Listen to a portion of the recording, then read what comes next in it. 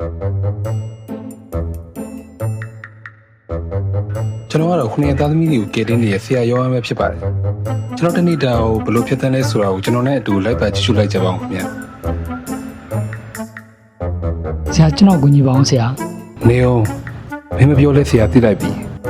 မင်းအိမ်တော်ကြီးစင်မပြေလို့ဆရာစီရောက်လာတာမလား ဘယ်သက်ဆရာရဲ့ကျွန်တော်မအိမ်တော်မျိုးနဲ့စော်တော်မရသေးပါဘူးအကြောင်းဆက်စီရောက်လာတော့ ဟာငါသိတယ်လေမင်းသိနေရတယ်ပျောက်သွားလို့တမင်နောက်လိုက်တာ နောက်ပါနဲ့ဆရာရဲ့ကျွန်တော်စောရအောင်ကူညီပြပါအောင် ဟုတ်ပြီလေအဲ့ဒါဆိုဆရာကူညီမယ်မင်းနာမည်ဘယ်လိုခေါ်လဲ ကြော်ကြီးပါ အဲ့ဒါဆိုရင်ဆရာတွက်ပြင်မယ်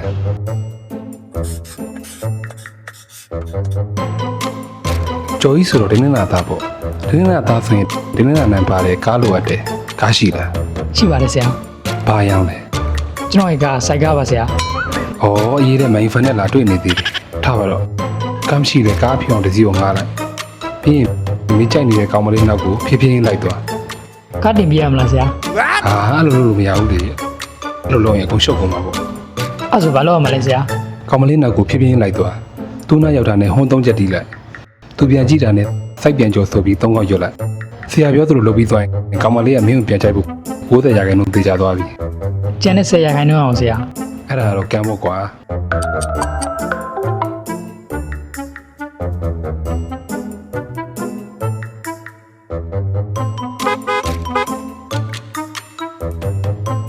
စိုက်ပြန်ကြော်စိုက်ပြန်ကြော်စိုက်ပြန်ကြော် ဘာလဲဟာကြောင်တော်တော်နဲ့ခောက်နေရလားမသိဘူး